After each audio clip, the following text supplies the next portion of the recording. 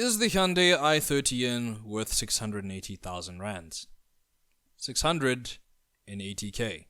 That price tag alone has thrown many South Africans into a tizzy. Why, you may ask? Because a Hyundai is not allowed to cost that much apparently, which is kinda silly. So the Hyundai I30N finally touched our lovely shores here in sunny yet kinda dry South Africa. No, it's not a fluke like a few years back when we saw a few models at Durbs Harbour, and yeah, those models that we saw, they were destined for Australia. Smooth, Hyundai SA. Very smooth. Well done. Brilliant show, boys. Oh, but now it's for real. 3 years after it initially debuted, we get this I30N in our shores. Get yourselves ready, boys. So what am I doing as a responsible person, reviewer, guy thing on the internet though? Well, I went and drove it, and at the same time also put it against the sacred mid-range child known as the Golf GTI. So without any further ado, let's get the party started with the GTI.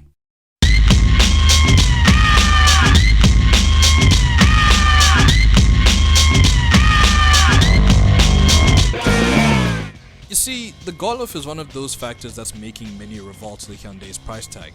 I mean, what's the GTI's price tag? Well, we'll get into that later. Now, this is the only GTI I could get my hands on to get as much as a fair comparison as possible to the Hyundai I30N. And no, this one isn't DSG, and I know the average stance boy will crucify me for this, but nah, we're gonna be using a fun stick in this showcase. And it seems more glamorous than farting if I'll tell you myself. Ooh, triggered! And my phone is going off. What the hell? I should put that on silent. As you can see, this vehicle is also lightly modified. So let's get a brief impression behind the wheel of this car. So let's jump in.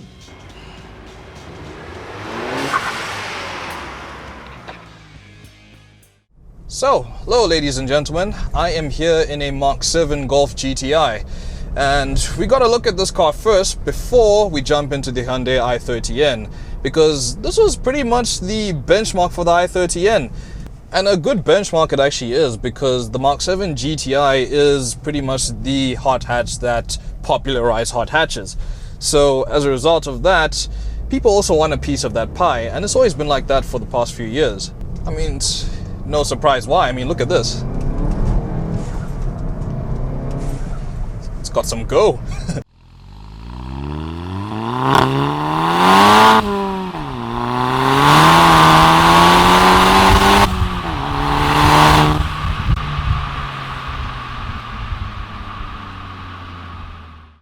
The traction control is also fighting with me. Now here in sunny Johannesburg, this car has garnered itself quite a lot of popularity. It's a pretty competent hatch in the sense that it's a very good all-rounder and it's something that you can use every day. Now, who can say no to driving their sports car every day? And it's also easy to drive on top of that. The clutch is light, steering is light, especially in town settings as well. And when you want to give it some go, it does firm up a little bit as well. Suspension is tuned really well on top of that. And it is got a firm quality to it, but it's also comfortable at the same time. So I give it props there for that. As you can see, it's no surprise that, yeah, the GTI is a good all-round hatch, but it lacks feedback, something I really want out of a sports vehicle. And feedback in the sense of how is the suspension behaving along with the mechanicals such as the transmission and maybe even the engine and how it delivers its power as well. I mean, the engine power delivery is good, but everything else about the car, I mean, it's refined, if not a little too refined. Many will say that this car is worth every rand, and I can see why that would be the case without even looking at the image this car is said to give someone. But then again, the GTI, at least in South Africa, is a car of status. It gives you the image of status, to put it simply. So with that being said, let's now jump into the i30N. But sadly, we are not going to get any in-drive commentary because of time and other factors. So here's a poll to prove that I drove it, okay? Here goes.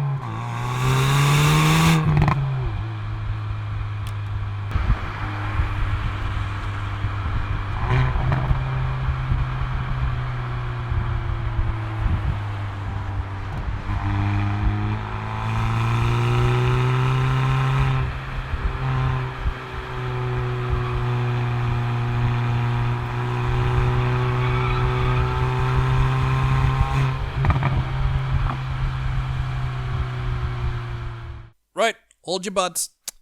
The Hyundai I30N is a vehicle that wants your engagement, and the amount that you can play with as a driver makes it all the more enticing to drive, in my opinion. Albert Biermann and his team created a cracker of a motor. I mean, you'd think someone from BMW N Division would make this car more BMW-like, but no, it feels like an Asian car through and through. Through and through? Through and through? Wait, how does that one go again? It's one of those cars where once you drive it, it will all make sense. I can see this vehicle being popular with the person who wants to drive and throw around the car, especially on track where this car could shine.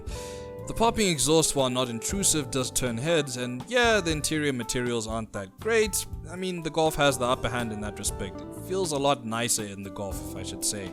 But with that being said, is the i30N really worth its price tag?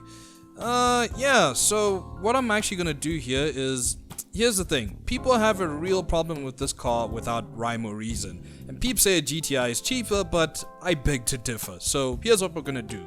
We're gonna build and price these cars off of the manufacturer's websites, and we're not gonna go on something like Auto Trader, because majority of the time there you see double vehicles versus what you'll see on a manufacturer's website. So that kind of tilts the opinion a little bit, if you see what I mean.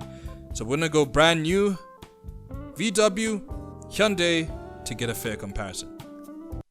Here we are, back in the studio. So we're gonna dispel the belief that the i30N is worth its price, and also you cannot say that a Golf GTI is cheaper. In base form, yes it is, but I'm gonna dispel that right now, so let's get right into it. Oh, actually wait, before that, hang on. Oh, I'm gonna have to glove up for this one, because peeps are gonna get sad. Take some extra precaution, we're gonna put on the power bandana as well.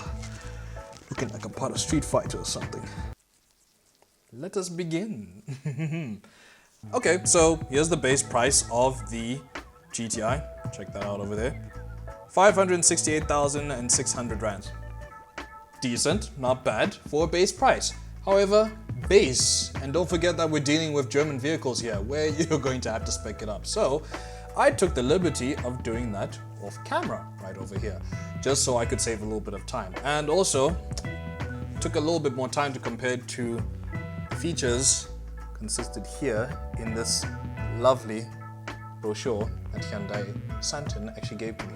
So yeah, I'm gonna show the specs over here on the screen maybe right about now, so you can just take a look at those and compare for yourself as well. So without any further ado, let's get into the butthurt. Okay, so as you can see here, 2 USB interfaces, data storage for ROW, mobile phone interface comfort and inductive charging function. Now, you see that had to go with the navigation system here, because I couldn't pick the navigation just alone by itself. Okay, moving on to the exterior. Sunroof, that had to be there. That's on the car already, on the i30N. Can't argue that, so moving on. Multicolor active info display, both on the same cars. I mean, dude, check that out, $9,000, jeez.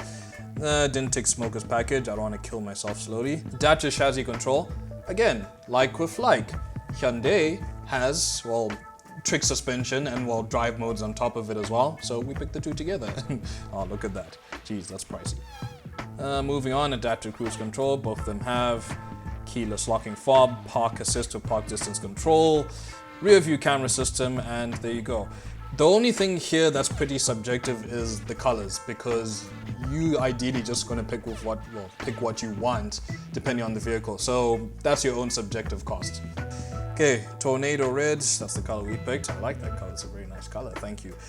I think we pretty much picked everything over here. The only thing that was not the same was the transmission. Now, you can't get a GTI 7.5 in manual anymore, because they're not sold here in South anymore, and I think the rest of the world, if I'm not mistaken.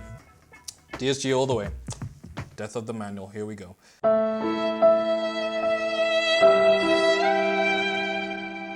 Okay, so there's our nice little spec'd up GTI over there. Look at that, that side profile is very nice. But how much does it cost? Oh, look at that price. But we're not done there. That's just speccing with VW. Now, we need to get the same power and somewhat of the same driveline behavior as i30N. So, got another page over here. Wavetronic differential. Call for price. So I did a little bit of Googling and I don't even want to question how much that is landed. Okay, no, we have to question it because we have to be correct for this video. Calculon, where are you? Adjust glasses. Majestically. $1,000, 17,000 rand. Oh, holy smokes, the rand is weak. Okay, landed, that's probably gonna cost about maybe 30,000 rand. So, hold on, let's break out Calculon. And also, don't forget as well, we have to map the vehicle as well in order to get power. So Revo Stage 1, have to add that in as well. So in addition to the plus the Revo Tune. So Revo Tune last time I checked and also I just asked around as well. It's about 6,500 rand, so we'll go with round about that price. Alright, check this out. So grand total, everything, to make a GTI to be on the same spec level as a Hyundai I30N. Are your ears open? The naysayers, are your ears open? 692,000 rands. 692,000 rands. Is an I30N expensive now? You pretty much saw yourself. Doing a brief check shows that with the I30N you're getting a full kit for 680k. Whereas with the GTI, you're going to end up paying the same amount as the Hyundai once it's spec'd up to get similar specifications, and you still have to mod the GTI at the same time to get the same power and handling, which can bring in another whole host of variables. So I feel the argument that the I30N is overpriced is quite invalid. I mean, granted, there should have been a poverty spec version of the I30N to make it more competitive with the GTI. And I don't know why Asian manufacturers, at least in South Africa, only bring top spec models instead of giving different trim level options. This is why people complain that cars are so expensive. Knowing the locals here, they'll look at the price and brand of a vehicle before considering the substance of it, and it's very hard to sway an opinion that way. I mean, people just look at the price and they'll say, no, and this car, this brand, costing this much. No, it's not happening. Lest we not forget that cars in SA are also expensive at the moment. I mean, look at Westbank even, they're rubbing their hands like Birdman at the moment. I mean, have you seen how many GTIs and Golf Rs are on their payment scheme at the moment? Oh, it's painful. Okay, but we gotta be fair though, let's critique the I30N. The car is pretty late to the party. 3 years too late. I mean, the GTI did its dance, stole the show, did the voice show, danced the Rama piano, the boom music, everything. And the I30N tried to do the same, but after the hype was already surrounding the GTI and the crowd was focused around it. I mean, these cars should have entered the dance floor at the same time. So yeah, they kinda lost out over there. You see, here's another thing that bugs me as well, and it's something that we really have to note also, and it's the warranty for the Hyundai. I mean, get this. This is hearsay, but from what I know, VW is relatively lenient when it comes to their customers modding their GTIs, which has really made these cars quite accessible and attractive not only for customers but tuning firms even to fool around with. I mean, with regards to the Hyundai, it's unheard of for a performance car to have a 7-year, 200,000 kilometer warranty. I mean, dude, imagine that. Kudos to Hyundai for that, but for something that, you know, is really grandiose and sounds cool, something really bugs me about that warranty. I mean, how lenient is Hyundai going to be when people decide start to mod the i30N? Without any shadow of a doubt, someone is going to mod this car, I promise you now. And if you deny people mods for this vehicle, you're going to chase away a lot of your market, in my opinion. I mean, it's a great car out of the box, but someone is going to mod this thing, I'm telling you now. It's going to happen.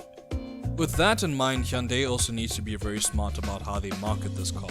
Bums and seats is a very grand idea. I mean, look, it's even the reason why I'm making this video today, as well as showing face at track days, shows, and giving the car to the appropriate influencers to give this car some real juice. I mean, fine, the performance segment is kind of niche, but look at how popular the GTI is. The proof is in the pudding pretty much there. I mean, the i30N is kind of treading on a little bit of thin ice right now, and because they also brought this car too late, the new facelift i30N is going to be coming out soon, so I don't know, it's a bit weird how they did this in my opinion. But I mean, hey, if Hyundai gets this car to dance to, well, gets people to dance to the i30N's tune, then it can become popular and even the likes of the Veloster N and other amazing overseas Hyundai products can make their way this side. Right, so how do I conclude this? So check this out, the i30N has a lot to offer for its price. Not just in standard equipment, which doesn't amount to fluff, but its driving dynamics too and how it uses those extras to make it worth its value. I mean, the vehicle needs some strong marketing for it to have some level of success, and that warranty really does bug me quite a bit. But you know what? Don't sleep on the i30N, give this car a chance. I loved driving it, and it's definitely a driver's car, through and through. Why does this thing get me? I don't know. But Hyundai SA, you guys really need to pull a hat trick if you want this car to sell, because judging by the reaction that I've seen at least on the internet and just speaking to people, like, they're a bit hesitant to look at this car. And I mean, bums and seats, the things I mentioned earlier, that's what's gonna sway people's opinion. But hey, I don't think it's enough to market this car to enthusiasts only. I mean, even if it's in limited numbers, you really need to broaden your spectrum. And I think they are actually going to kind of do that, because I've seen a few adverts popping up for the launch of this vehicle. So yeah, car's worth its price. But also, let me ask you this. Where do you find the value in driver's cars? Because people found the value in GTIs, but where do people find the value in the i30N? That's going to be the real question here.